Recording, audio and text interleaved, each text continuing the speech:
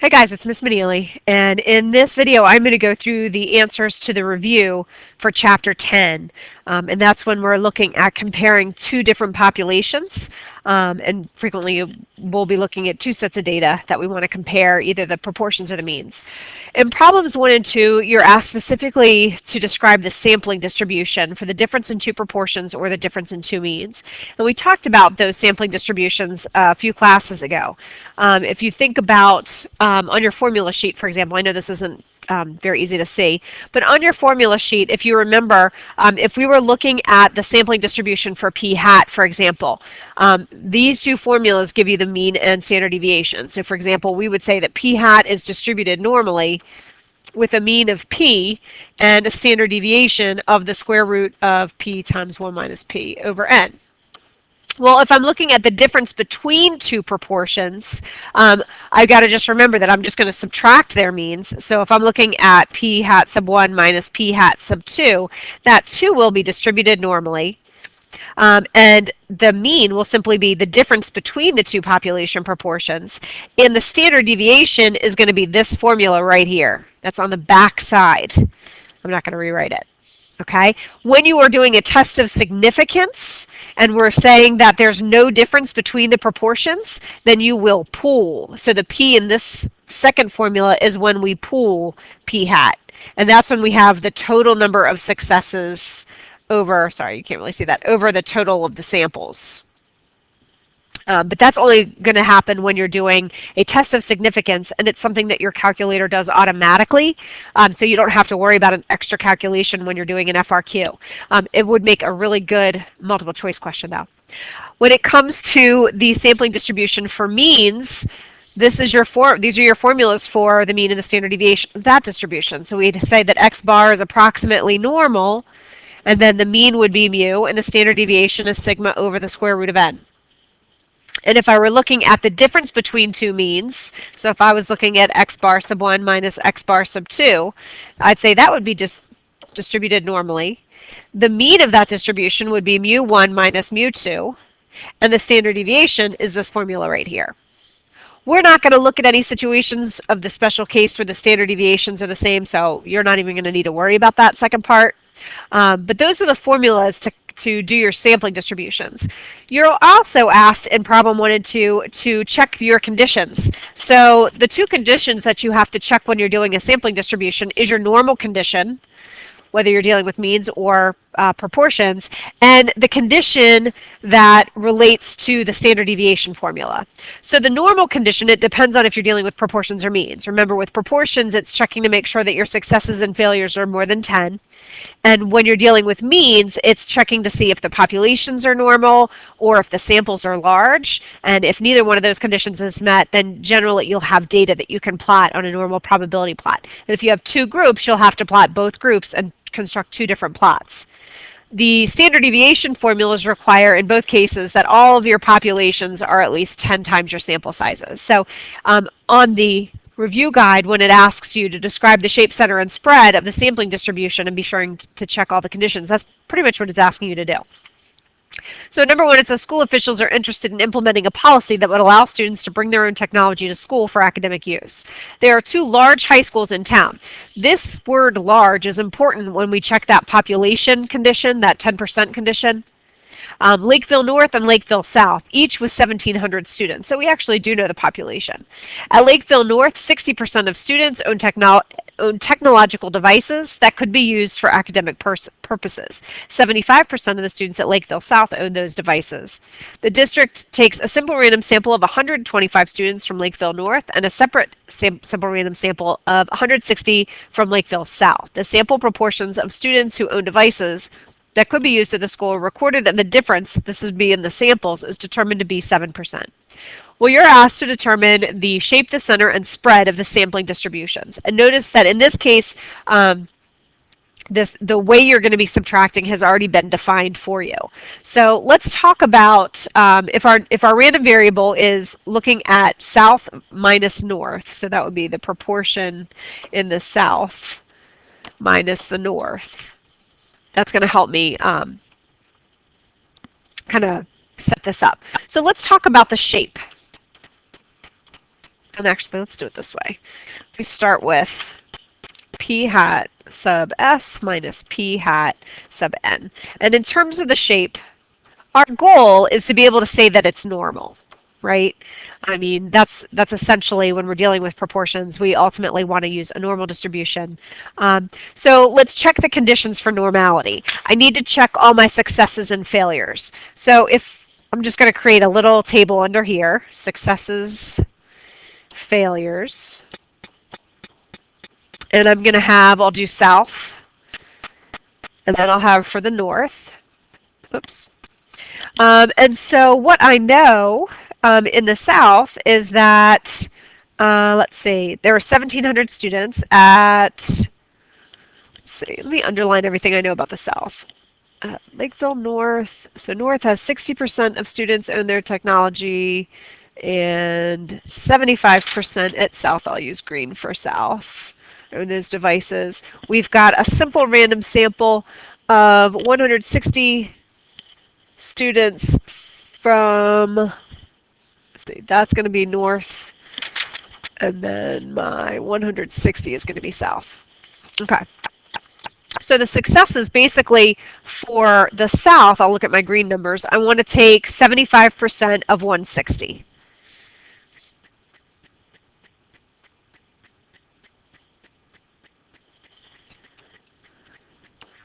And I want to make sure that that's at least 10. And I got 120, so that works. And that means the number of failures, if I just subtract 160 minus 120, I'm going to get 40. And then if I think about the north, I've got, I'll do this in red, 60% of the sample of 60% of 125. And so 60% of 125 gives me 75. And so if I subtract, that means I'm going to have 50 failures. All counts are greater than 10. So the normal condition is met.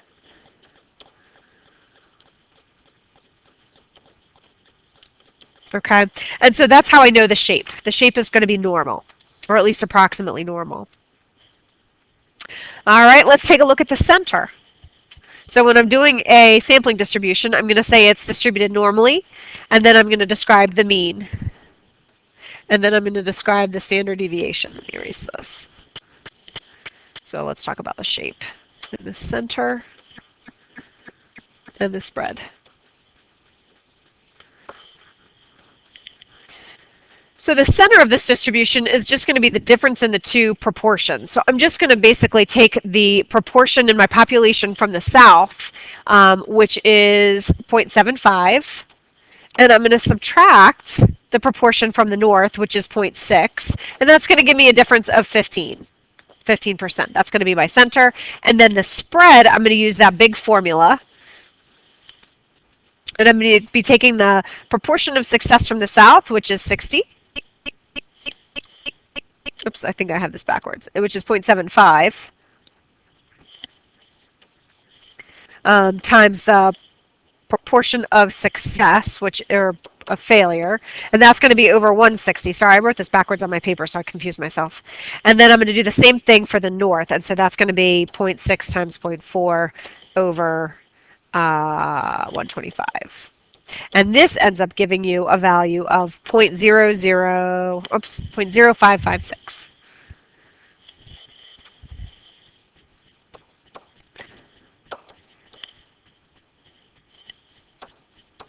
So essentially what this boils down to is that p hat sub 1 minus, or I guess that should be south, minus p hat sub north is distributed normally with a mean of 0.15 and a standard deviation of 0.0556. And we've seen distributions like that. That's how we wrote them in Chapter 2, if you remember. The only other condition that we need to check relates to our spread, and that has to do with the two populations. So I need to make sure that the 10% condition is met for both of those groups. So if I take a look at my south, I'll use green again. I need to assume that the population at Lakeville South is at least, let's see, 160 times 10. which is 1,600. And, oops, I wrote 16,000.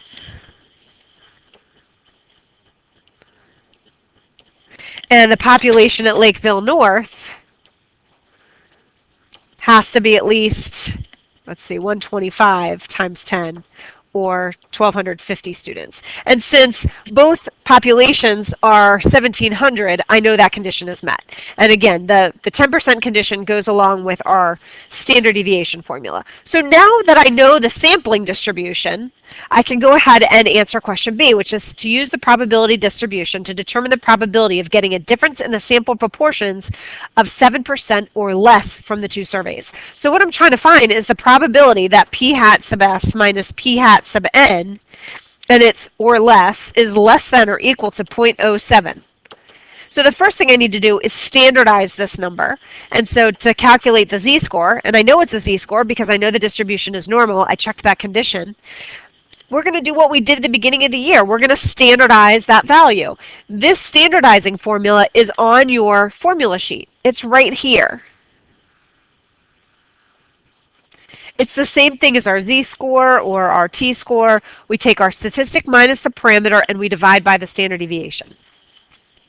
And so that means, let's get this up a little bit, I'm going to take 0.07 minus the mean of this distribution, which is 0.15, and I'm going to divide that by 0.0556. And if I've done that correctly, I should get a z-score of negative 1.439. And so when I rewrite that, I'm going to rewrite it as z being less than or equal to negative 1.439. So notice we started off looking at the difference between two variables, and then when we standardized it, we got a single variable z. So now to calculate that probability, I'm not going to go into my test menu because I'm not doing any inference here. I'm not trying to come up with a confidence interval. I'm not trying to do a test of significance. I just want to find a probability. So I'm going to go to my distribution menu, and I'm going to find my normal CDF. We're just calculating a probability. If you want to calculate the probability in terms of the difference in the two p hats, I can. So my lower bound would be negative 9999999. If I want to talk in terms of my p hats, then the upper bound would be 0.07.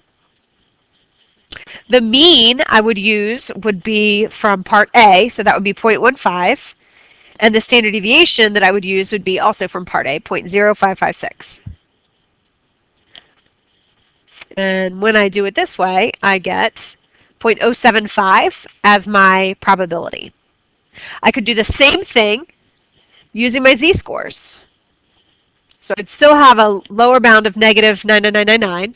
My upper bound, though, would be negative 1.439. My mean this time would be 0 since I'm dealing with a z distribution. Remember, it's just your standard normal distribution. And notice I get the same, almost the same thing. And that's simply because of rounding. Okay, I'm going to do number 2 a little bit faster. Now we're dealing with the difference in two means. So it says researchers are interested in studying the effect of sleep on exam performance. Suppose the population of individuals who get at least 8 hours of sleep prior to an exam score an average of 96 points on an exam with a standard deviation of 18. So I'm going to underline these in one color. And this is my 8 or more group. The population of individuals who get less than 8 hours of sleep score an average of 92 points with a standard deviation of 9.4. So that would be less than 8 hours of sleep. It says, suppose 40 individuals are randomly sampled from each population. Describe the shape, center, and spread of the sampling distribution of x bar 1 minus x bar 2. I've got to define which one I'm calling population 1 and which one I'm calling population 2. I'm going to go ahead and just say that population 1 is my 8 or more hours of sleep group, and population 2 will be my 8 hours or less, or my less than 8 hours group.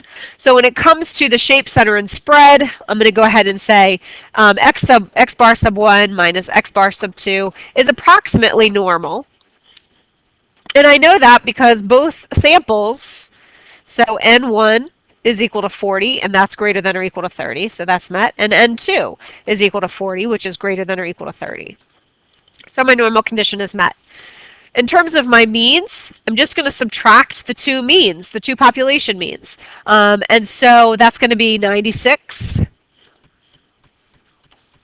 minus the population mean of 92, which gives me a difference of 4. And then the standard deviation, remember that's going to be using this formula right here, where it's going to be the square root of sigma 1 squared over n1 plus sigma 2 squared over n2. And so it's going to be the square root. The first standard deviation is 18, so it'll be 18 squared over 40, plus the second standard deviation was 9.4, which will also be squared and will also be over 40. And when I simplify that, I should get 3.211. Okay, and so the only thing I have to double check here is that my populations are at least 400.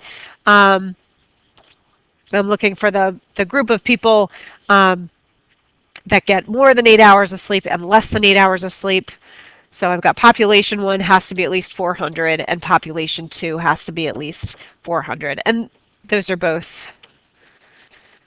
safe assumptions. Okay, so all my conditions are met. I can say that x bar sub 1 minus x bar sub 2 is distributed normally with a mean of 4 and a standard deviation of 3.211. And that looks a lot more familiar to us in terms of what we did first semester. In question B, it says use the probability distribution to determine the probability of observing a difference in sample means of 2 points or more from the 2 samples. So I'm looking for the probability that x bar 1 minus x bar 2 is at least 2. I'm going to standardize that, and again, we've said it's normal, so I can use a z. And if I take 2 minus 4 and put that over 3.211, I'm going to get a negative 0.6229. And if I use the same process that I used in the first one, that area is going to be 0.7333. Now, you're not asked to perform a test here, so you don't have to talk about any kind of significance. It's just telling us that there's going to be a 73% chance of finding a difference in 2 hours, basically, for the amount of sleep. All right, let's take a look at number 3. It says a school official suspects the difference in the proportion of students. Oh, yeah. I guess this is the same one that we saw earlier. I didn't realize they were the same. Let's see. So we've got Lakeville North and Lakeville South again. I don't think the numbers are the same, though. It doesn't look like they are. Okay. So, let's see. And so the school officials suspect that the difference in the proportion of students that own technical devices may be due to a difference in socioeconomic status of the students at the 2 schools. So the results of our random sampling of the students' student registration records indicate that 28 out of 120 students at Lakeville North, so let me go ahead and write this in green for Lakeville North, come from low-income families, while 30 out of 150 students from Lakeville South come from low-income families. Do these data provide convincing evidence that the proportion of low-income students at Lakeville North is higher than Lakeville South? So I'm going to just so I can remember which is which. Blue is south and green is north. And in this case, I'm looking for evidence. So when you see the word evidence, that's your clue to do a hypothesis test. So I'm going to start by setting up my null and alternative hypothesis. My null hypothesis, again, we're dealing with proportions in this case. So I'm going to be dealing with a proportion. If I'm expecting that north is higher, I'm going to start with north this time. So the proportions of students at north minus the proportion of students at south is equal to 0. That's always going to be my null hypothesis when I'm dealing with the difference between 2. Oops. I suspect, though, that north is higher. So that difference is, I expect, is actually going to be greater. Oops, I don't want to include the equal to sign there. Is going to be greater than 0. And then I need to define my variable. And my variable is actually the difference between 2 variables. So I'm going to say the difference in proportion of low-income students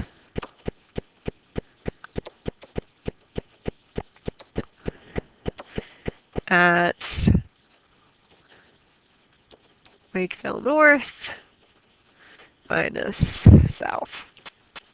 Okay, so that takes care of my state step. The next thing I need to do is my planning phase, which is checking all the conditions. So we're told in the problem that we have random samples. So both are simple random samples stated in the problem. We can assume independence between the two schools.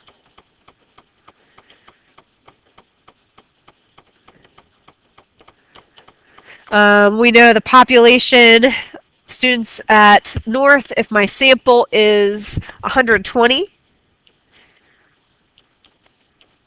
that means I have to have at least 1,200 students there, and I do. We know there's 1,700. The population at Lakeville South then has to be greater than, let's say, 150 times 10, which is 1,500. We know that is true because we were told in the previous problem that 1,700 students go to each school. The next thing I need to check is my normal condition. And for this situation, because I'm dealing with proportions, I need to check successes and failures. And again, this is where it kind of helps just to draw a little chart. And in this case, I don't have, I'm not going to use the the proportions from the first problem because those were dealing with the proportion of students that had technology. In this case, we're looking at the proportion of students who come from low-income families. So the successes in this case, I'm just going to count from my samples. So we've got North and South. And I know at Lakeville North, I had 30 successes out of a sample of 150. That means I had 120 failures. And at South, I think I did that backwards. This is actually 30 and 150 go with Lakeville South. So this would be 30 and 120. And then my other group, 28 out of 120. I had 28 successes, and so that would leave me with, I believe, 92 failures. And again, all counts are above 10. So we can proceed with, we're dealing with two samples. We're going to do a z-test for proportions. Okay, so when it comes to doing the actual do, the first thing I need to do is figure out the difference in my sample proportions. That is not done for me on my calculator. So I have to physically figure out what, let's see, we're doing North first, so I need to figure out what is 28 out of 120 minus 30 out of 150. So that's what I'm going to figure out first. 28 out of 120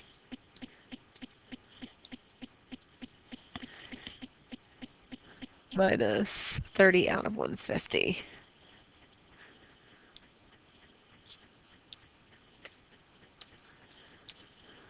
And we get 0.033. Your calculator will not do that for you. You don't have to show this right here. I just did that so you understood where that number came from. I'm going to do the rest on my calculator. So I'm going to go to my stat menu. I'm going to go over to tests. I'm doing a 2 proportion z-test. So I'm going to scroll down to option 6. And then I'm just going to fill in what I know. X1, remember, we're calling our North school. So my number of successes was 28. And my sample size was 120. And whoops, the other school, I had 30 out of 150. We're doing an upper tail test, which it's already set to, so I can go ahead and hit calculate. Now your calculator will automatically pool. If you were ever asked what the pooled proportion is, it's going to be the one at the very bottom. So you have a p-hat 1 and a p-hat 2. That stands for the north and the south proportions. The p-hat that follows is the pooled proportion. If you were to add up all the successes, so we have 58 successes altogether. And then, so like if you were ever asked, for example, if it's a multiple choice question, you could be asked, what is the pooled p-hat? I'm just going to add all my successes, so 28 plus 30, out of my total sample, which would be 120 plus 150. Whoops, my board's not calibrated. So it would be 58 out of 170, whatever that, and that should end up being 0.2148. Okay, so the next step for me in my do phase is to now rewrite it in terms of z, and it's going to be z is greater than 0.663. And then I'm going to write my p-value, and in this case my p-value is the p that doesn't have a hat on it, and it's 0.254. Okay, and so if we're using a 5% level of significance, I can say, and I'm not going to write this down, that the result is not significant since the p-value is greater than my alpha of 0.05, that the result is not significant, so I can't reject the null hypothesis. That means that I do not have evidence to conclude that the proportion of students at the north, at Lakeville North, have a higher proportion of low-income students than the proportion at Lakeville South. Okay, I'm going to go ahead and talk about number 4. I'm not going to spend a ton of time going through it because it actually refers back to what we did in the last chapter. So in number 4, it says a study measured how fast subjects could repeatedly push a button when under the effects of caffeine. Subjects were asked to push a button as many times as possible in 2 minutes after consuming a typical amount of caffeine. During another test session, they were asked to push the button after taking a placebo. The subjects did not know which treatment they were administered each day, and the order of the treatments was randomly assigned. The data given is given in presses per 2 minutes for each treatment, and that's what follows. So in question A, it says, which inference procedure should be used to determine whether or not caffeine results in a higher rate of beats per minute on average during a 2-minute period of time? It says to state the hypothesis of the test and then verify the conditions. So one of the first things you want to ask yourself is, yes, I do see that there are 2 groups of data. But what I also see is that I'm only dealing with one group of subjects and I'm measuring them twice. I do not have the independence that would be needed to carry out a 2 sample test. This is considered a matched pair setting. And so because of that, I would have to use 1 sample procedures for means. And it doesn't say anywhere what the true standard deviation of the population is, so I'd be dealing with a t-test. So this is going to be a matched pair setting.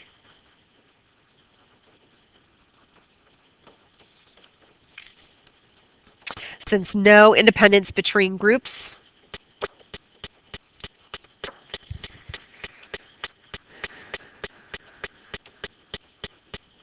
So we'll use a 1 sample t-test for means. Okay, and so what I'm interested in then is the difference. So I'm going to calculate the difference in each of these groups. So I put my caffeine group in list 1, excuse me, and my placebo in list 2. So if you go into your list, I've already got that data in there. What I want to do is create a 3rd list, and if I am interested in looking at whether or not the caffeine produces a higher rate of beats, then I'm going to go ahead and subtract list 1 minus list 2. And I'm going to put that in the top of list 3. And this is the data that I'm going to be dealing with. I'm going to be dealing with those differences. So I'm going to go ahead and just write these down because these are the actual numbers that you're going to be dealing with. And because of that, you should put them on your paper just so that, like, if you subtract differently or if you make an error, it's really clear where that error came from, and then I can check. So, like, if you accidentally put a positive number instead of a negative number, obviously it's going to affect your results. But if I run your test and I get the same thing that I got with your numbers, then I don't really have to take off too many points. So since I'm only interested in this one group now, I'm only going to have a hypothesis that involves one mean. So I'm going to have the mean, and I'm going to go ahead and say, I'll go ahead and call this group 1 and group 2. And when you define it, you can do it right on your paper like that. So I'm going to go ahead and say it's the mean of 1 minus 2. And again, my null hypothesis is going to be that there is no difference. And that would be in beats, I guess, or presses per 2 minutes. My alternative, though, is that I suspect that the mean is going to be positive because I suspect that the caffeine group is going to press the buzzer more often. Okay, and so now I need to define my random variable, and it's going to be mu of 1 minus 2, and it's not going to be the difference in means anymore. Now it's the mean difference in presses. And this would be with caffeine minus no caffeine. Sorry, I'm running out of space, so hopefully that makes sense. Now it says to carry out the appropriate test, interpret the p-value. We also have to verify the conditions. I ran out of space to do that. We were told that there was a random order in which they got the treatment, so that random condition is met. I don't have to worry about independence because really I just have the one group. I can assume that the number of subjects is going to be greater than 110. So let's talk about that normal condition. I don't know anything about the distribution of presses per 2 minutes. I don't know how it's distributed or anything, and I have a sample that has less than 30 subjects. So what I'm going to need to do is to construct a normal probability plot for list 3. I don't need to do it for the first 2 lists because I'm not really analyzing them. I'm analyzing my third list.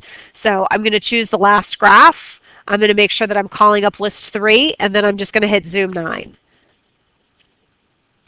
And so I can see there's a little bit of funky stuff happening in the middle there. It looks like it doesn't follow a perfectly straight line, but it doesn't have to. All you have to do is say that it doesn't look severely skewed and there don't appear to be any significant outliers. So you're going to sketch that on your paper and continue. In terms of part B, I'm just going to go ahead and calculate the p-value so that you can see it. When I go to my test menu, again, we're using a one sample t-test for means, and in this case, it's just t-test on your calculator. I'm going to go ahead and use the data input option. The mean, remember, in my null hypothesis is 0. I'm calling the data from list 3, and I'm doing an upper tail test. So this is actually all filled out for me. So when I hit calculate, this is what I see. And so let's just talk about what you actually need to put on your paper for the do. So I'm looking at x bar, and again, I'm showing how it's subtracted. In this case, x bar is 20.182. That's given to me. I'm going to change that into a t test statistic, which is 1.373. And then my p-value of the test is 0.0998, or this actually is going to round to 0.10. The only other thing to include would be your degrees of freedom. And this is a situation, because we're just dealing with one sample, where the degrees of freedom are not stated on your calculator, so you have to remember it's going to be one less than your sample size.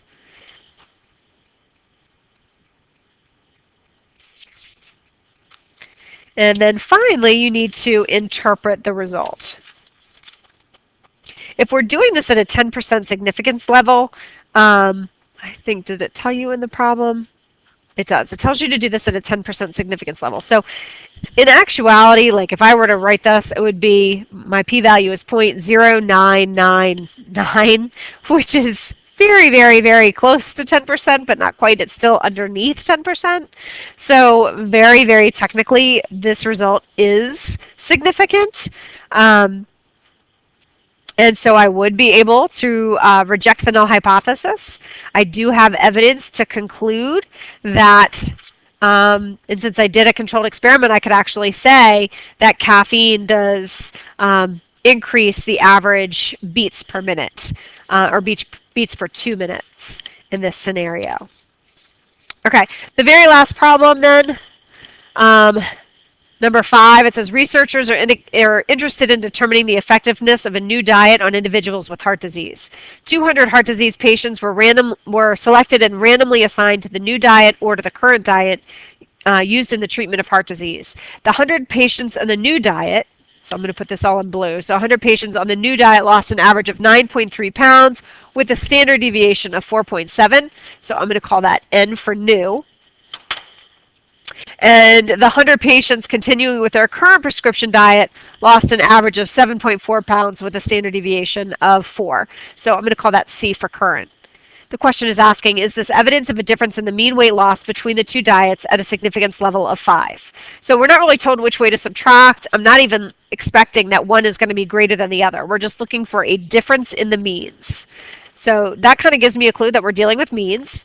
And because even though I had one group to start off with, I had one group of heart disease patients, because I randomly assigned them to two groups and the two groups are independent, I'm going to use my two sample procedures. So my null hypothesis would be that my mu, I'm going to go ahead and do the new diet minus the current. So I'm going to have two different means, not one, but two different means now, and I'm going to assume that the difference is 0 pounds. My alternative hypothesis is that the difference is not equal to 0. I'm going to go ahead and define my variable. And remember, this time it's the difference in mean weight loss.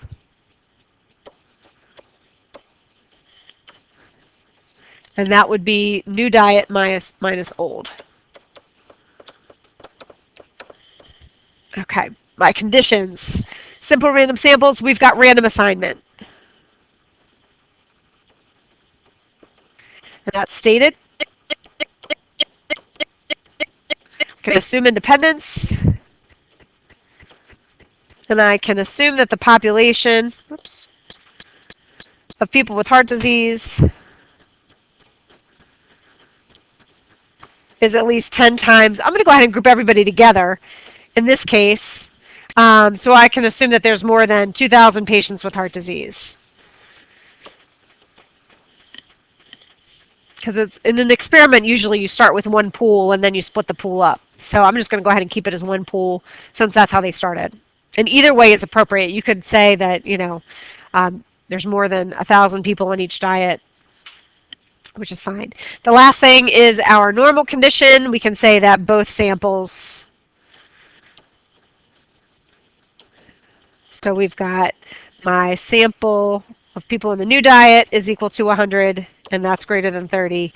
And I've got my sample on the current diet, which is 100, and that's also greater than 30. So all the conditions are met. I'm going to deal with two sample procedures. Since I don't know the population standard deviations, I'll be using a t-test for means. Okay, I'm going to go ahead and do my p-value right here. Since I'm doing a two-tailed test, though, I got to remember I'm going to be doing 2 times. My board is not calibrated, and so it's acting funny. So it's going to be 2 times the proportion, or the probability, and I've got to actually subtract my sample means. My calculator will not do that for me. So I'm going to go ahead and subtract my new, which was 9.3. My new sample mean, 9.3 minus the mean from my current group, which was 7.4.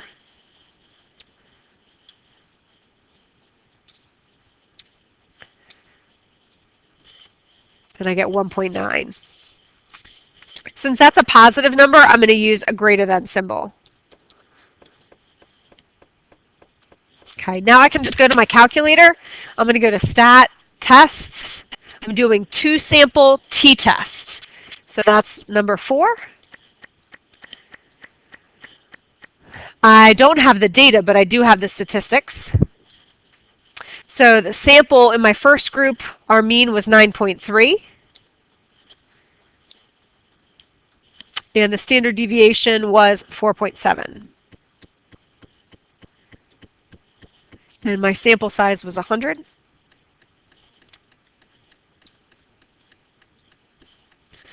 And then in the second group, my mean was 7.4.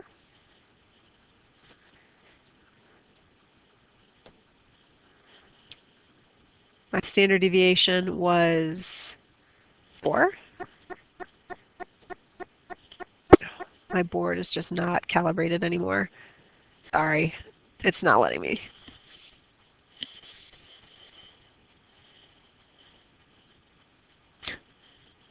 Okay, so I fixed it, I think.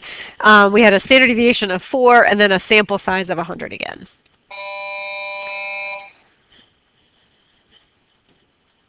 All right, so I'm doing a two-tailed test.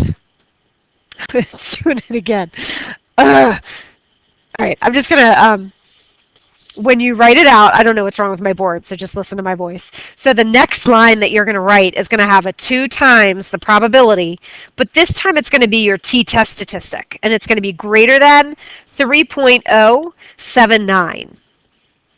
The p-value is going to be 0.002, and your calculator is going to report a degrees of freedom of 193.065. You want to make sure you include that, because if you were to do this by hand, you would use the degrees of freedom associated with 99. And so obviously that's going to be very different, so you'd end up with a different probability. So it's important that you let the readers know which degrees of freedom you use, since that's the parameter for using the t-distribution. Since the result P is 0.002, and that's less than our 5% significance level, the result is significant. So we can reject the null hypothesis. There is evidence that the difference in mean weight loss exists, I guess would be the best way to put it. Or that there is a difference in the mean weight loss between the new diet and the old diet. The test of significance, though, because we did it as a two-tailed test, doesn't let us know which method produces more weight loss. So in part B, you're asked to construct a confidence interval. And again, I'm just going to go ahead and read to you what I got. You're going to now just change. You're still going to be doing a 2 sample, but now you're going to do a t interval for means. The calculator, it should still have all of the stuff saved in it. You don't have to redo your definition. You don't have to redo the conditions, because all of that stuff you've already checked. It's already on your paper. So the 95% confidence interval should go from 0.683 to 3.117 pounds. So don't forget to include your units. The degrees of freedom are the same. It's still 193.065. And so basically what we can say now is that we're 95% confident that the difference in mean weight loss between the new plan minus the old is between 0.683 and 3.117. And so because 0 is not contained in that interval, we have evidence that subjects lose more weight on average on the new diet. And so I apologize for not being able to write that down. My smartboard's going crazy right now. So anyway, I hope this was helpful to you. Obviously, if you have any questions, come on in to Bulldog Block.